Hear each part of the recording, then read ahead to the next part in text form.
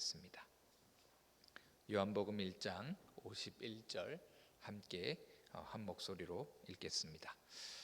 또 이르시되 진실로 진실로 너희에게 이르노니 하늘이 열리고 하나님의 사자들이 인자 위에 오르락 내리락 하는 것을 보리라 하시니라.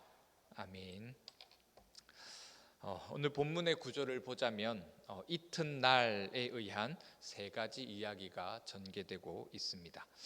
먼저 29절에서 34절로 요한이 자신에게 나아오는 예수님을 보고 예수님에 대해 진술한 내용이 기록되어 있고, 다음으로 35절에서 42절로 요한의 제자들이 요한이 예수님을 향해 진술한 내용을 듣고 예수님을 따라가는 내용, 그리고 마지막으로 43절에서 51절로 예수님께서 제자들을 부르시는 내용이 기록되어 있습니다. 그리고 이렇게 오늘 본문이 세 부분으로 나뉘어 있음에도 한 본문으로 묶은 것은 바로 이 이야기의 첫 단어 때문입니다. 29절은 이렇게 기록되어 있습니다. 이튿날 요한이 예수께서 자기에게 나아오심을 보고 라고 기록하고 있고, 35절도 또 이튿날 요한이 자기 제자 중 두 사람과 함께 섰다가 라고 기록합니다. 그리고 43절도 이튿날 예수께서 갈릴리로 나가려 하시다가 라고 하면서 이튿날이라는 단어를 통해서 오늘 본문은 계속해서 이어지고 있는 사건이다라는 것을 말합니다. 이튿날이라는 말을 생각해 보면 이튿날이라는 말은 우리에게 익숙한 말은 아닙니다. 우리에게 익숙한 표현으로 바꾸자면 바로 다음 날입니다. 그러니까 지금 세 가지의 다른 이야기들이 다음 날이라는 말로 연결되면서 각기 다른 세 가지의 사건들이 하나의 연속성을 가지고 있다라는 것입니다.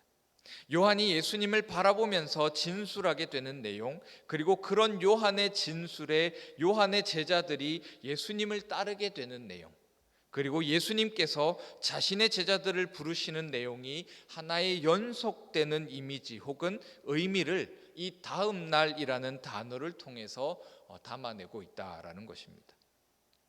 그리고 우리는 오늘 본문이 시작되는 그 첫 단어, 그러니까 29절에 기록되어 있는 것과 같이 이튿날이라는 단어를 통해서 우리는 사실 오늘 본문 앞부분에 기록되어져 있는 요한복음 1장 1절에서 요한복음 1장 19절에서 28절의 내용까지도 사실은 함께 생각하며 기억할 필요가 있다라는 것입니다. 요한복음 1장 29절에서 28절을 보면 유대인들에 의해 예루살렘에서 보냄받았던 제사장들과 레위인들이 요한에게 묻습니다. 뭐라고 물었습니까? 바로 너는 누구냐라고 묻게 됩니다. 그렇게 요한에게 너는 누구냐라는 질문을 던지고 그 질문에 대해서 요한이 대답하는 내용이 바로 오늘 본문 앞부분에 기록되어져 있는 내용입니다. 거기서 요한에게 던져진 질문은 내가 그리스도냐? 네가 엘리야냐? 네가 그 선지자냐라는 질문이었고, 이 질문들은 바로 너는 누구냐라는 요한의 정체를 알아보기 위한 신문과 같은 질문이었다라는 것이었습니다. 그때 요한은 자신에 대해서 나는 그의 길, 그러니까 예수님의 길을 준비하고 곧게 하도록 보냄받은 광야에 외치는 자의 소리라라고 대답합니다. 요한의 이 말을 상고해 보면 우리가 길을 걸어가고 있을 때 차가 오는지 안 오는지를 어떻게 알 수 있습니까? 우리 뒤로 차가 오고 있는지 안 오는지를 알 수 있는 방법은 바로 그 뒷차가 울리는 클락션 소리, 경적 소리에 우리는 차가 오고 있구나, 혹은 그 차에서 나는 엔진음을 통해서 우리는 내 뒤에 차가 오고 있구나라는 것을 알고 있는 것과 같이 지금 요한은 인생의 길을 걸어가고 있는 사람들에게 그들의 뒤에서 걸어오며 그들의 길을 인도할 어떤 왕, 그들이 원하고 바랬던 그 왕이 오고 있다라는 것을 지금 알려주는 소리라고 자신을 지칭하며 소개하고 있다라는 것입니다. 따라서 요한의 소리는 그 소리를 듣는 사람들로 하여금 누군가를 바라보도록 한다라는 것입니다.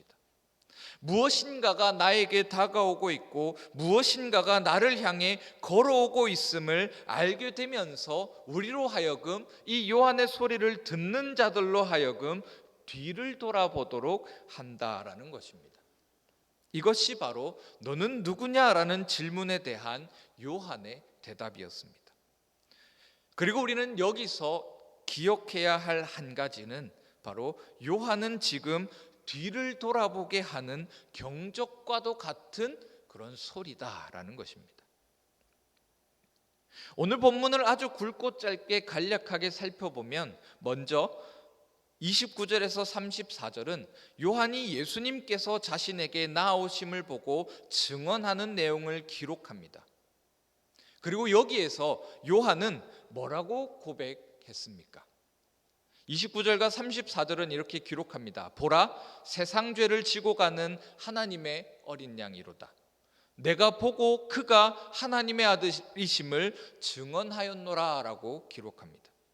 그런데 여기서 한 가지 짚고 넘어가야 할 것은 이렇게 멋진 요한의 고백이 과연 그 혼자 마음에 하고 있는 독백인가 아니면 선언인가 하는 것입니다. 이것은 굉장히 중요한데, 왜냐하면 29절에서 34절을 독백으로 보게 된다면 이것은 그냥 요한의 마음에서 일어난 어떤 감탄에 그치는 것이 되지만, 이것이 만약 선언이라면, 선포와 같은 것이라면 이것은 요한복음 1장 19절에서 28절이 일어난 배경과 요한이 자신을 광야에 외치는 자의 소리라고 했던 그 대답과 연결되어서 엄청난 사건이 일어나고 있다는 것을 보여주기 때문입니다. 요한복음 1장 19절에서 28절이 일어난 배경을 보게 되면 요한복음은 그 배경에 대해서 설명하지 않지만 요한복음 1장 19절에서 28절을 통해서 유추해 볼 때, 그리고 다른 공관복음들이 증언해 주고 있는 그 증언의 기초 위에서 살펴보자면 요한은 광야에서 외쳤습니다. 요한이 광야에서 뭐라고 외쳤습니까?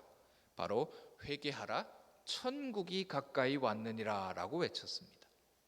그리고 그런 외치는 소리가 선포되어졌을 때 마태복음 3장 5절은 이때에 예루살렘과 온 유대와 요단강 사방에서 다 그에게 나아와 라고 기록합니다.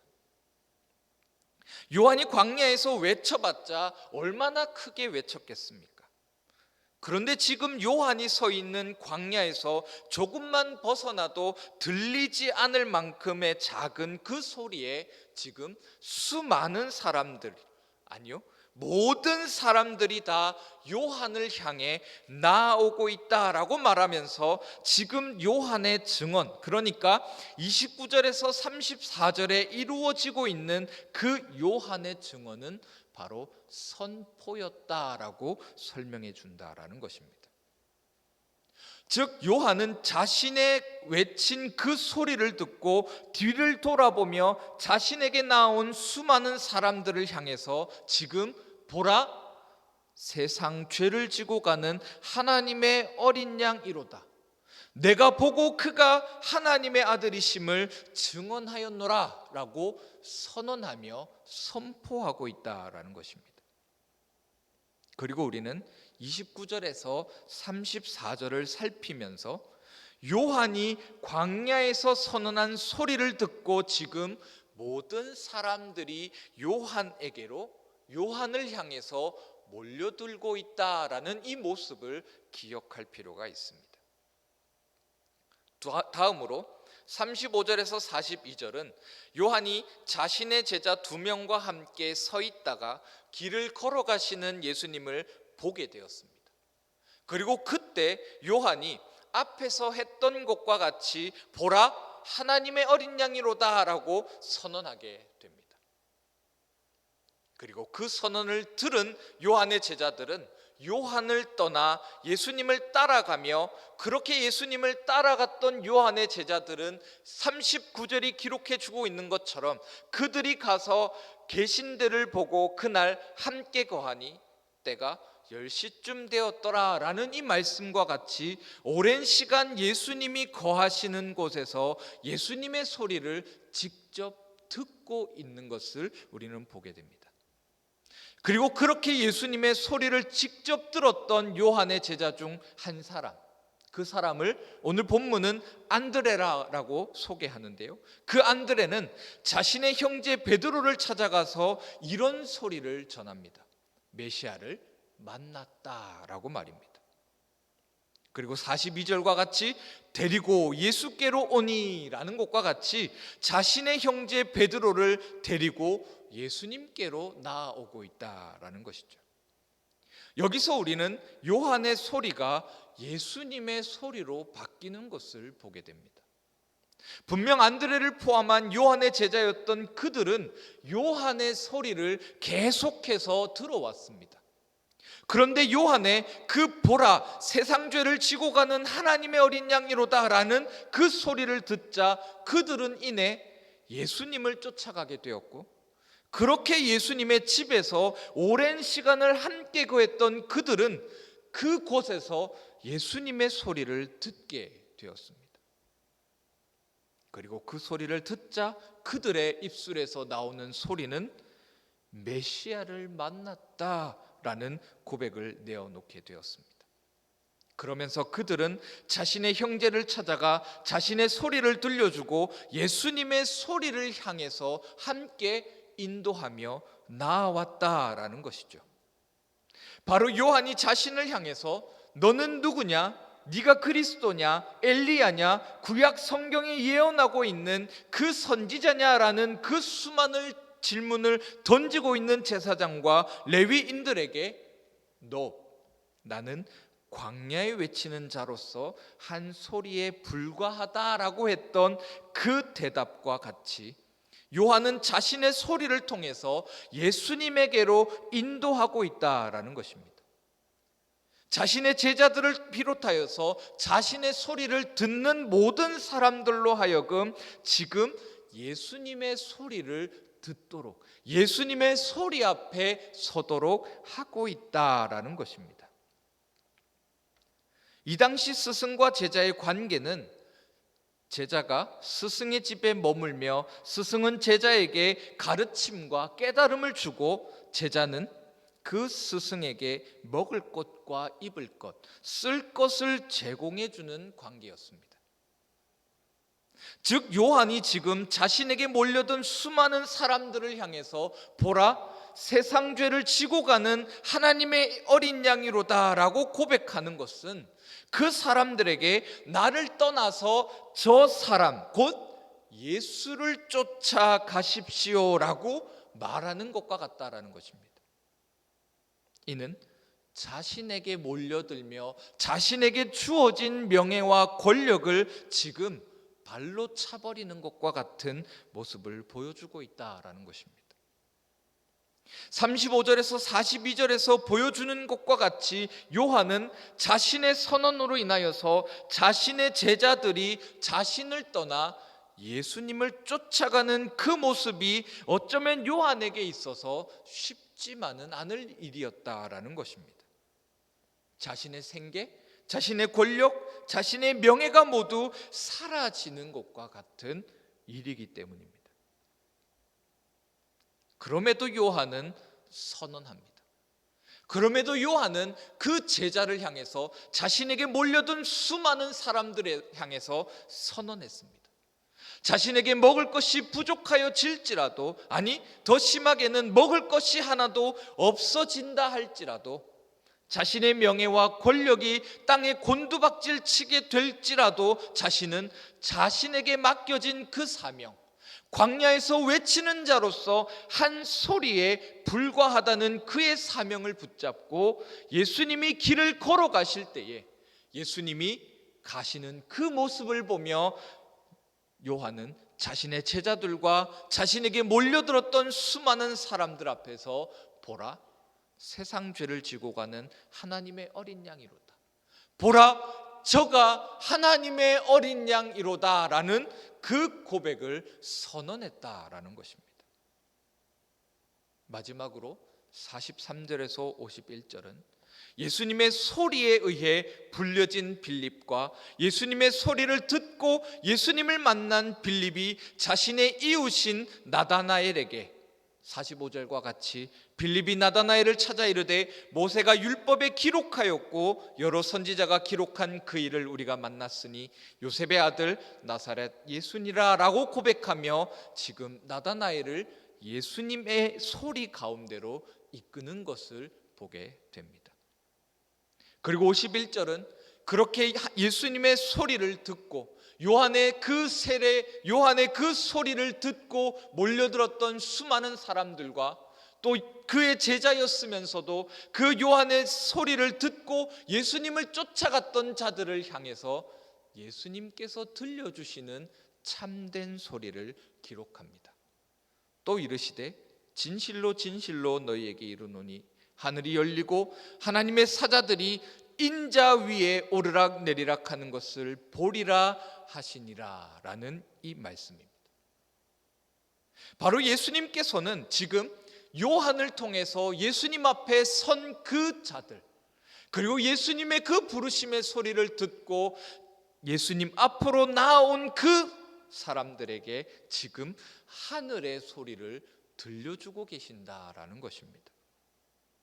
그렇게 하늘의 소리는 요한의 소리를 듣고 몰려들었던 수많은 사람들에게, 요한의 소리를 듣고 예수님의 소리를 듣기 위해 따랐던 안드레와 베드로에게, 그리고 예수님의 부르시는 그 소리를 듣고 예수님 앞으로 나아온 빌립과 나다나엘에게 지금 선언되어지며 선포되어지며 들려지고 있다라는 것입니다. 그렇다면 예수님께서 소리를 듣고 나아온 자들에게 들려주고 계시는 이 하늘의 소리, 그 하늘의 소리는 무엇일까요? 오늘 본문 51절은 그 하늘의 소리를 하늘이 열리고 하나님의 사자들이 인자 위에 오르락 내리락 하는 것이라 소개합니다. 이 모습은 출애굽기 19장 7절에서 8절의 모습, 그리고 창세기 28장 12절의 모습으로 우리는 볼 수 있습니다. 먼저 51절의 모습은 출애굽기 19장 7절에서 8절에 기록되어 있는 모습으로 모세가 하나님과 이스라엘 백성 사이에서 중재자로서 신의 산을 오르락 내리락 하는 모습을 비추어 줍니다. 그리고 두 번째는 창세기에서 야곱이 자신의 형 에서의 분노를 피해서 삼촌 라반의 집으로 가는 길에 광야에서 잠이 들게 되었고 그때 꿈을 꾸게 되었던 그 꿈 이야기, 천사가 사닥다리를 타고 오르락 내리락 하는 그 모습을 보면서 야곱이 이곳이 하나님이 함께 계시는 곳이구나 라고 말했던 그 곳, 그러며 그곳을 베델이라 라고 불렀던 그 모습을 우리는 상상할 수 있다는 것입니다. 그리고 이 모습이 우리에게 말하는 바는 하나님께서 이스라엘 백성들의 고난과 고통을 들으시고 이스라엘 백성들을 위해 모세를 부르셔서 그 모세를 통하여 그 모세를 하나님과 이스라엘 백성들의 사이에 중재자로 삼으셔서 그 이스라엘 백성과 화해하려 하셨던 그 하나님의 사랑을 보여주고 있다는 것입니다. 또 야곱이 어려움 중에 신음하며 걱정과 근심이 가득하여 도망가게 되었을 때, 그리고 아무도 없는 광야에서 이제는 모든 것이 될 대로 되라라는 그 포기하는 심정에서 광야에서 잠이 들게 되었을 때 야곱에게 꿈을 꾸도록 하신 그 하나님, 그 하나님의 사랑을 보여주고 있다라는 것입니다. 그러면서 야곱이 알지 못하지만 알지 못하는 그 순간에도 하나님께서는 천사들을 통해서 열심히 일하시며 부지런히 일하시며 우리를 보호하시고 다스리시며 인도하시며 그렇게 우리를 이끌어 가시는 목자 되시는 그 하나님의 사랑을 드러내고 있다라는 것입니다. 지금 예수님께서 소리를 듣고 자신에게 나온 모든 자들에게 들려준 소리는 바로 주님께서, 예수님께서 우리를 향해 이 사랑을 보이실 것을 말합니다. 그리고 더 나아가서 이 소리는 우리에게 들려지고 이 소리는 우리의 심령을 깨우쳐 우리가 이 소리를 들려줄 자라는 것을 말합니다. 세상이 어둠이라면 그 어둠 가운데 누가 빛을 비추이고 세상이 맛을 잃어 맛을 느끼지 못한다면 이 세상 가운데 누가 맛을 내어 그들에게 맛보여 주겠는가라는 것입니다.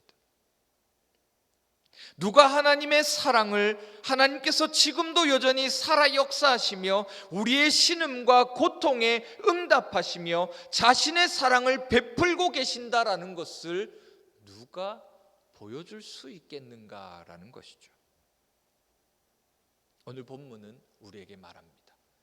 요한의 소리를 듣는 자들, 그리고 그 요한의 소리를 듣고 예수에게 나와서 예수님의 소리 앞에 귀를 기울이며 그 소리를 듣고 그 소리를 우리의 마음 가운데 채우는 자들, 그 소리를 다시 들려주는 자들, 바로 저와 여러분이라는 것입니다. 예수님께서 자신의 소리를 듣고 나온 자들을 제자로 삼으시며 자신의 뒤를 이어 걸어갈 자로 세우신 이유는 바로 이 땅 가운데 하늘의 소리를 들려주기 위함이라는 것입니다. 부족하고 연약하지만 그럼에도 우리의 입술과 삶을 통해서 하나님께서 들려주시고자 하시는 그 하나님 자신의 사랑을 이 땅 가운데 울려 퍼지도록 하는 소리로 우리를 부르셨다라는 것이죠. 이 시간 그 소리들이 되시기를 축원합니다.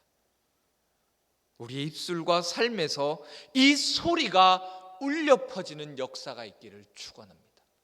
하늘의 소리, 하나님의 그 놀라운 사랑이 우리를 통하여서 들려지고 우리를 통하여서 우리의 삶과 우리의 입술을 통하여서 전파되어지며 선포되어지는 그 역사가 있기를, 그 복된 삶이 되시기를, 복된 울림통들이 되시기를 축원합니다. 기도하겠습니다.